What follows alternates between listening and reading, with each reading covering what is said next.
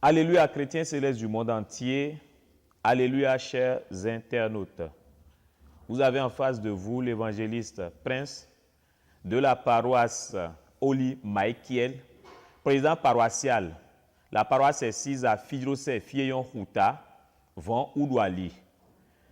Nous sommes aussi président de l'ONG Cité de Victoire, qui œuvre depuis 2016 et responsable de la cellule d'évangélisation Cité de Victoire. Et c'est d'ailleurs de la cellule d'évangélisation Cité de Victoire que nous voulons vous parler aujourd'hui. La cellule d'évangélisation Cité de Victoire, qui est une organisation de la paroisse Oli Michael, nous avons reçu pour mission de parler des œuvres du prophète Samuel Bilo-Joseph Oshofa au monde entier. Et dans cette perspective, nous avons commencé par travailler depuis quelques années. Et courant 2019-2020, nous avons entamé une grande campagne d'évangélisation sur l'ensemble du territoire national où nous faisons la présentation des œuvres cinématographiques du prophète Samuel Bilo-Joseph Oshofa au peuple de Dieu.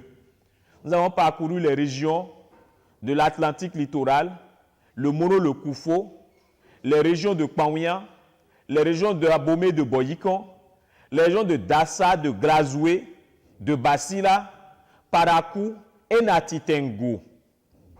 Et aujourd'hui, nous sommes ici devant vous pour vous parler d'une nouvelle mission que nous avons reçue par la grâce de Dieu, celle de dire à tout le peuple chrétien céleste que Oshofa est vivant. Oui, Oshofa est vivant. Oshofa est vivant à travers ses œuvres. Oshofa est vivant à travers les recommandations qu'il nous a laissées dans l'église du christianisme céleste. Oshofa est vivant à travers la doctrine et les principes de base, les fondamentaux de l'église du christianisme laissés par le prophète. Oui, Oshofa est vivant. Et dans cette perspective, le Seigneur qui nous a accordé la grâce de faire cette mission d'évangélisation nous a permis d'écrire un livre. Un livre que nous appelons le Guide du chrétien céleste. Le Guide du chrétien céleste qui est en fait quoi? Ce n'est qu'un récapitulatif de tous les documents laissés par le prophète Samuel Bilo-Joseph Oshofa. Ce n'est qu'un récapitulatif des documents utilisés au temps du prophète de 1947 à 1985. Voilà ce dont nous voulons vous parler aujourd'hui, car le prophète nous a dit, revenons à l'église du christianisme céleste qu'il a laissé. Et c'est en cela que Oshofa est vivant.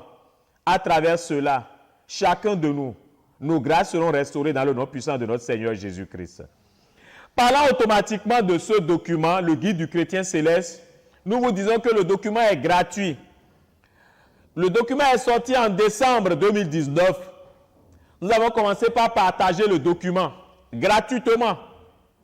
À ce jour, nous avons partagé pas mal d'exemplaires, un peu partout dans le monde. Et nous avons aussi la version téléchargeable de ce document qui existe sur toutes les plateformes, qui existe sur notre plateforme qui est Parvis Céleste, Alléluia. Et un peu partout dans les autres groupes WhatsApp et tout. Dans ces documents, nous avons ce que nous appelons Lumière sur le christianisme céleste, laissé par Papa Oshofa, celui du 25 octobre 1974. Dans ce même document, nous avons quelques paragraphes du document Lumière sur le christianisme céleste de Papa Adétonan Apollinaire, nous y reviendrons. Dans ce même document, nous avons l'ordre de culte de 1967, nous avons l'ordre de culte de 1984, nous avons les ordonnances et prescriptions du révérend prophète Samuel Oshofa du vendredi 5 avril 1985, c'est-à-dire celles qui nous parlent de l'adoration journalière, les 7 prières quotidiennes. Nous avons les règlements intérieurs laissés par le prophète Oshofa et nous avons la constitution bleue du 29 mars 1980. Pourquoi ce document? Ce document pour rafraîchir la mémoire à nos anciens. Ce document pour réveiller les chrétiens célestes d'aujourd'hui que nous sommes, pour nous dire qu'Oshofa est vivant, que l'église du chrétien céleste est dans sa place. Il est question pour chacun de nous de remonter, de repartir aux fondamentaux de l'Église, afin de pouvoir jouir de la grâce de l'Église du christianisme céleste. Aujourd'hui, autant sommes-nous, beaucoup sommes-nous dans l'Église, nous nous plaignons de ce que, mais nous venons au culte tous les dimanches, mais nous respectons les principes, mais que malgré cela, ça ne va pas. Pourquoi ça ne va pas? C'est de cela que nous allons vous parler aujourd'hui. Ça ne va pas parce que nous allons laisser les principes de base. Ça ne va pas parce que nous avons abandonné les fondamentaux. Et parlant de cela, nous rentrons automatiquement dans le premier document. Donc, nous vous rappelons que notre document, le guide du christianisme céleste, ce n'est qu'un ramassis, ce n'est qu'un assemblage des documents laissés par Papa Samuel Milo Joseph Oshofa. Et nous remontons automatiquement dans le premier document, qui est Lumière sur le christianisme céleste, provenant du prophète Samuel Oshofa du 25 octobre 1974. Ce document nous parle de quoi? Ce document nous parle de nos comportements dans l'Église. Parce qu'à cette époque déjà, l'Église connaissait déjà des dérapages. Et Papa a écrit ce document pour rafraîchir la mémoire aux uns aux autres. Ce document est venu après Lumière sur le christianisme céleste de Papa Adétona, qui est sorti en 72. Dans ce document, nous allons choisir quelques passages que nous allons vous présenter. Ce document nous parle déjà de nos visites à la plage.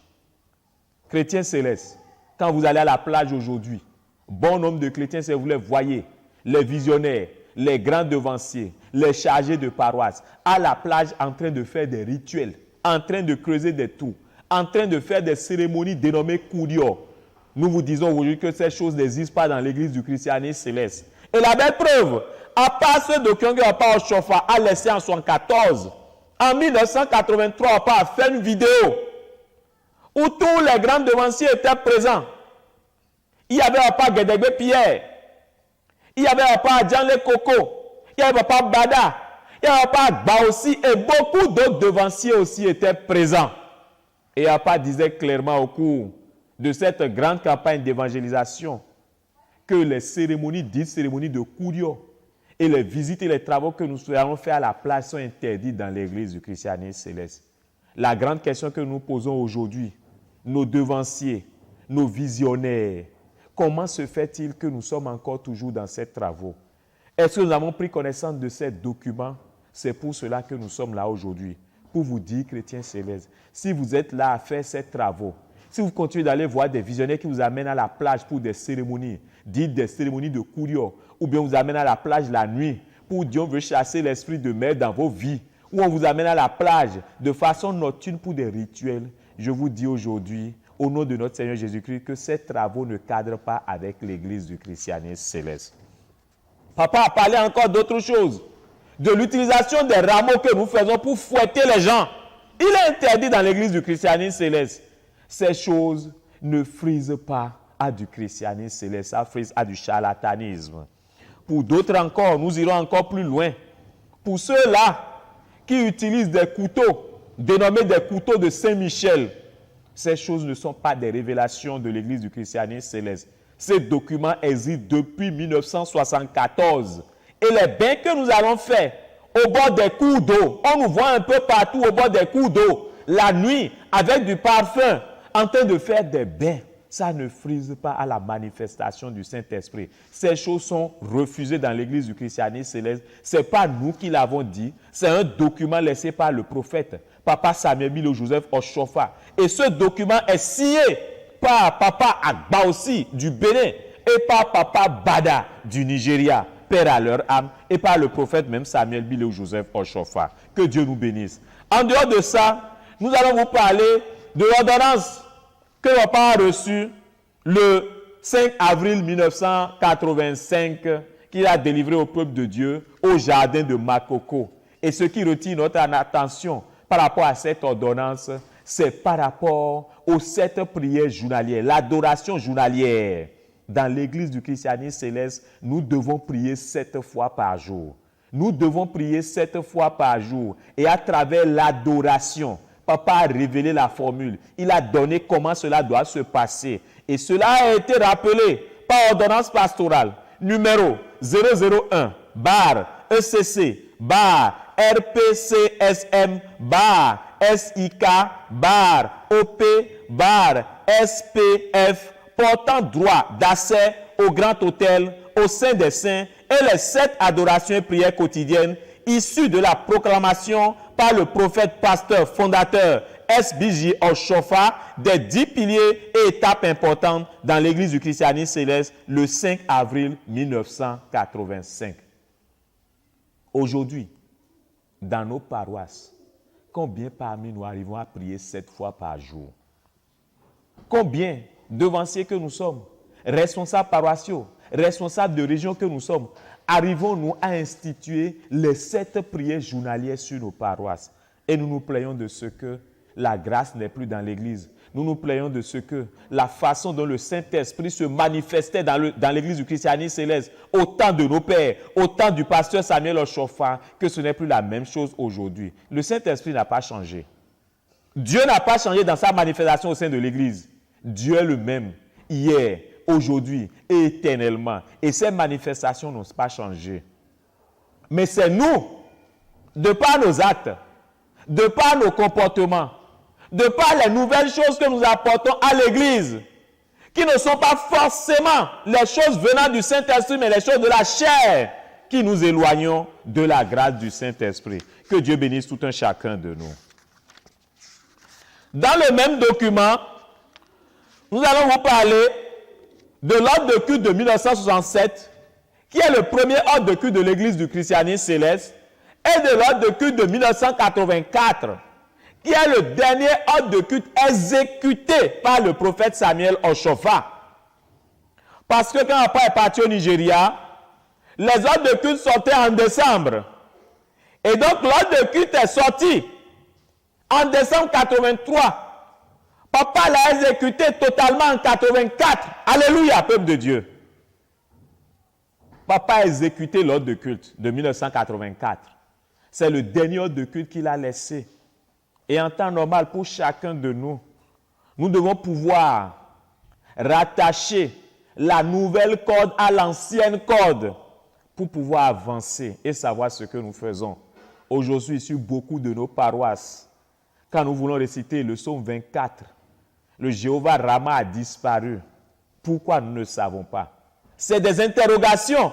Mais ces anges ont reçu une mission puissante dans l'église du christianisme céleste. Ces anges ont un rôle dans l'église du christianisme céleste.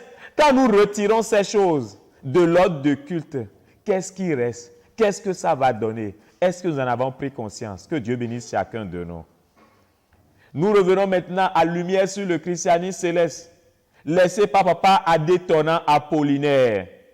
Ce document que nous jugeons de document de base de l'Église, qui n'en est pas, parce que le document de base de l'Église devait être signé par le pasteur de l'Église. Mais ce document, en fait, est juste pour nous inspirer, pour nous ouvrir les yeux sur l'Église, parce qu'à l'époque, on n'avait pas de document en tant que tel pour l'Église du christianisme céleste. Voilà ce qui a inspiré papa Adétonnant, Léapa Gonsalves et beaucoup d'autres qui ont pu faire ces documents à l'époque.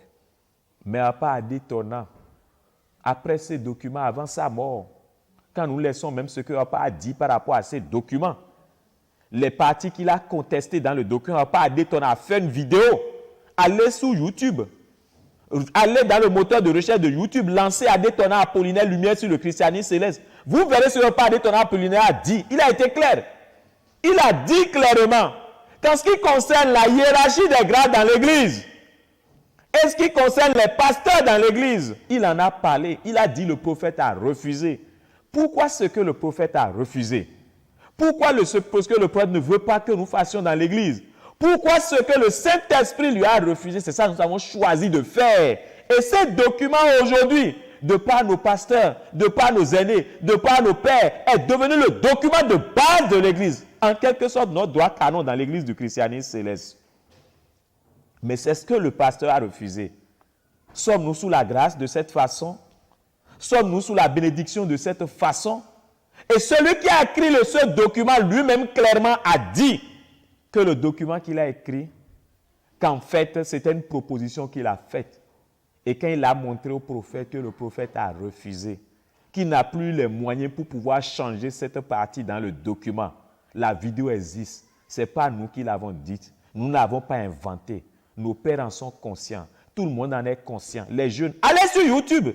Lancez lumière sur le christianisme de Adétona Apollinaire. Vous verrez ce qu'il a dit.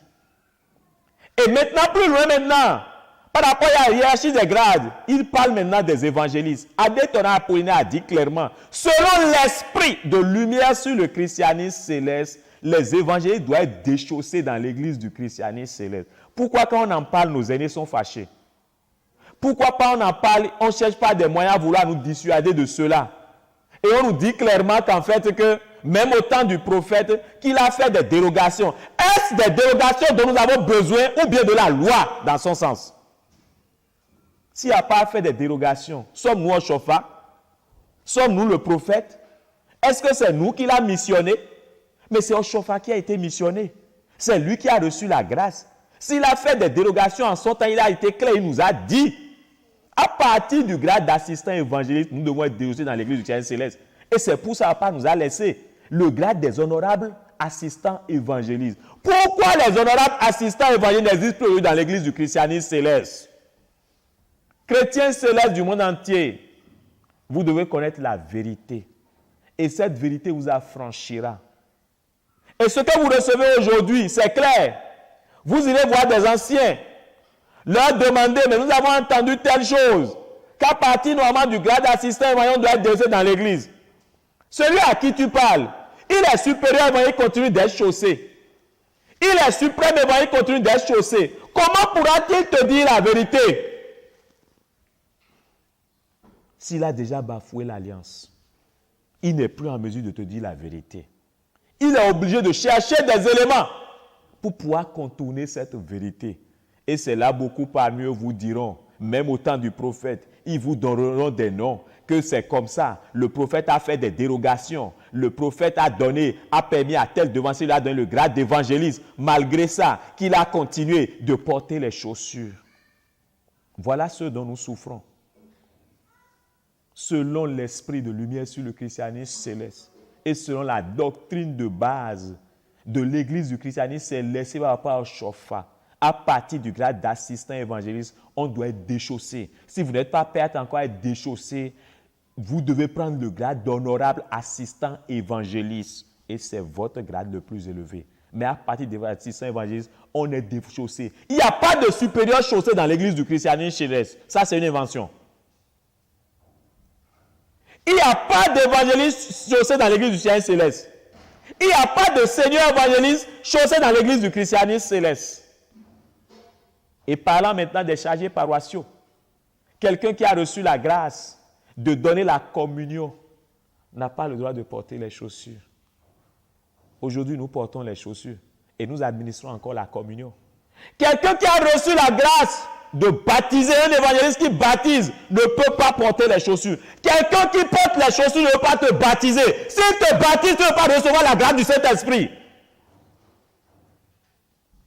Voilà de quoi il s'agit. Et c'est pourquoi nous souffrons dans l'église aujourd'hui. Que le Seigneur nous pardonne. Que le Seigneur nous pardonne. Que le Seigneur nous pardonne.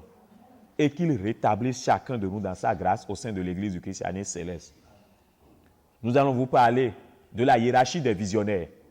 Les visionnaires dans l'église du christianisme céleste, c'est une corporation à part. C'est comme les gendarmes, c'est comme les policiers, etc. Ils ne se mélangent pas. Mais nos visionnaires aujourd'hui sont devenus des évangélistes visionnaires. Et donc la tâche de visionnaire a été modifiée. Et des rabats d'évangélistes ont été ajoutés à cela. Ce n'est pas ce qui a été donné à l'église du christianisme céleste. À part le grade de vénérable, il n'y a plus d'autres grades pour nos évangélistes dans l'église du christianisme céleste. Parlant de nos mamans, c'est les vénérables mamans. Et ils ont une seule toge. C'est le jaune. Que vous soyez visionnaire, que vous soyez maman simple, c'est le jaune et rien de plus. Et au Nigeria, c'est la couleur rose. En fait, c'est la même chose. C'est juste une différenciation entre les deux pays. C'était tout. Que vous portiez le jaune, le rose, c'est la même chose. Alléluia. Mais aujourd'hui, nous voyons nos mamans porter du violet. À la limite, on va se donner, mais c'est des supérieurs. Finalement, on aura les suprêmes mamans, ou même il y en a même déjà. Que le Seigneur nous pardonne. Et pour finir, peut-être, On va peut-être nous donner maintenant des mamans pasteurs. Et tout ça là nous amènera à quoi? Est-ce que c'est ce que le prophète nous a laissé? Est-ce que c'est ce qu'il nous a confié? Nous vous disons aujourd'hui, c'est pour ça que nous souffrons dans l'église. Nous vous disons aujourd'hui, c'est pour ça sur nos paroisses, ne sentons plus la grâce se manifester. Nous vous disons aujourd'hui, c'est pour ça sur nos paroisses, nous avons fait 20 ans de fête de moisson, 25 ans de fête de moisson. Mais malgré ça, les paroisses demeurent toujours dans la précarité. Que Dieu nous pardonne. Nous allons quitter cela maintenant et déboucher sur le dernier document de notre guide, le guide du chrétien céleste, qui est la Constitution bleue. Ce document qui fait polémique aujourd'hui. Ce document, beaucoup disent, c'est le document du Nigeria. C'est pour le Nigeria, c'est pour le Bénin, nous on ne sait pas. Mais nous savons une seule chose. L'église du christianisme céleste est universelle. Et à part Oshofa l'a dit. Et donc ce document est pour l'église du christianisme céleste. C'est notre document de base. C'est notre document fondamental. Et rentrant dans ce document, nous allons vous dire, si vous voulez connaître l'histoire authentique de l'église du christianisme céleste, ouvrez la Constitution bleue.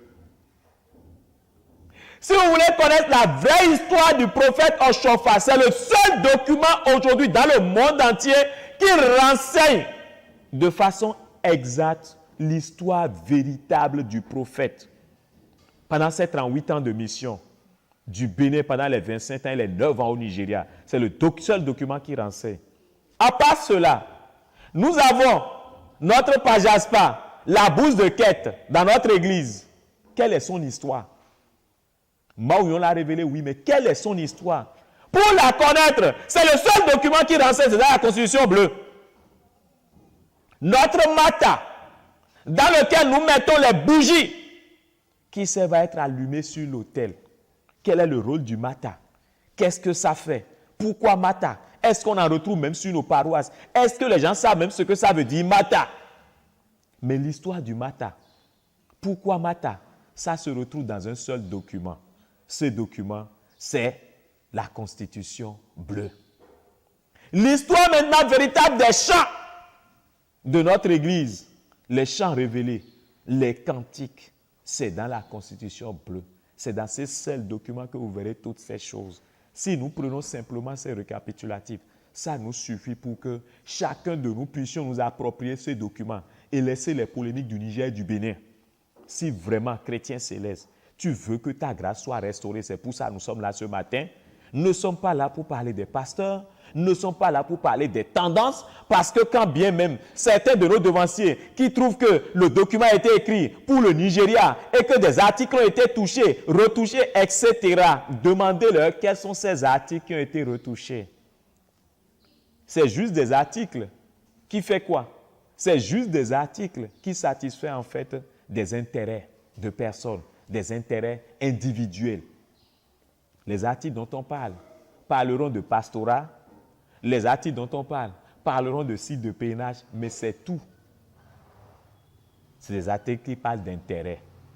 Mais le document dans son fond et dans sa forme, quelles que soient les versions de Constitution bleue que vous verrez, autant que ça il y en a, vous verrez l'histoire authentique de l'Église.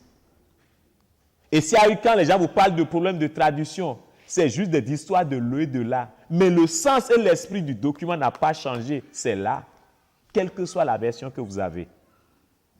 Ça parle de l'histoire de l'Église. Ça parle des fondamentaux de l'Église. Ça parle de comment nous devons nous comporter, comment nous devons fonctionner dans l'Église. Ça parle de la hiérarchie de l'Église. Ça parle des dispositions de l'Église.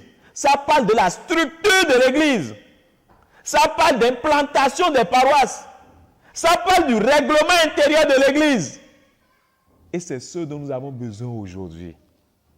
Tout ce qui reste, c'est des choses que nous avons formatées de toutes pièces.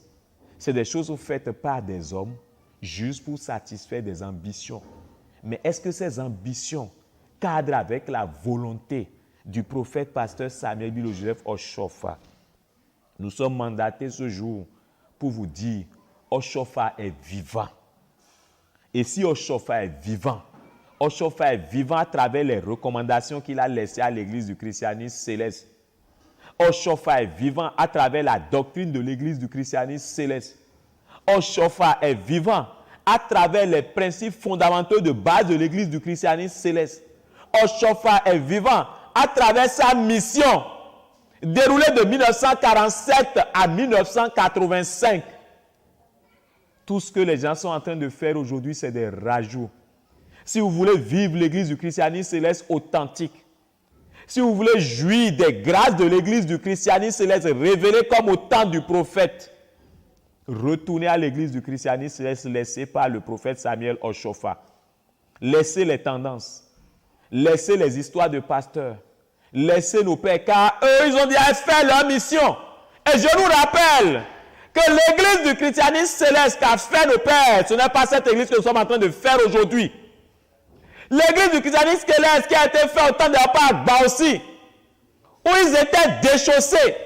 Vous avez vu, Dieu leur a accordé de longs jours sur terre. Aujourd'hui, le déchaussement est en train de disparaître dans l'église du christianisme céleste. Nous prenons des grades qui nous dépassent. Nous nous mettons dans des postures qui nous dépassent, ce qui nous éloigne de la grâce, afin d'être restaurés, afin d'être rétablis dans ta grâce. Chrétien céleste, retourne à l'église du christianisme céleste, laissée par le prophète Samuel, Biléou, Joseph, Oshofa. Nous vous rappelons maintenant pour vous dire tout ce que nous sommes en train de vous dire. Pas laisser des vidéos qui parlent de ces choses dont nous faisons des projections. Nous avons des contacts. Dès que vous nous contactez, vous pourrez rentrer toujours en contact de ces documents. Nous vous laissons un contact de 94 97 0047. Vous pouvez toujours nous contacter par notre page Facebook, par Vie Céleste, Alléluia, ou toujours nous joindre à notre paroisse 6 à Fidjosé, Fieyon, Kouta, Von, Oudouali. Le document est gratuit. Nous le partageons. Nous en avons déjà partagé beaucoup. Et par la grâce de Dieu, nous en multiplierons encore beaucoup d'autres exemplaires. Et nous ferons encore le partage. Et pour ceux-là qui sont à l'extérieur du pays et dans d'autres régions aussi, les pays d'outre-mer, etc., les liens téléchargeables de ce document sont disponibles et vous pourrez aussi avoir des versions sur Amazon aussi et pouvoir payer juste les frais de transport pour pouvoir entrer en possession de ces documents. Perspective à court terme.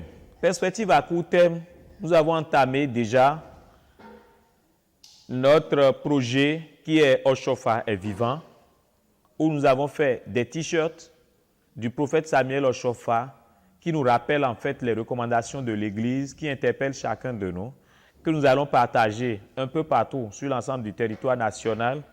Nous avons fait des flyers aussi avec des photos du prophète pour rappel à chacun avec des inscriptions là-dessus, pour nous ramener au principe de base de l'Église du christianisme céleste.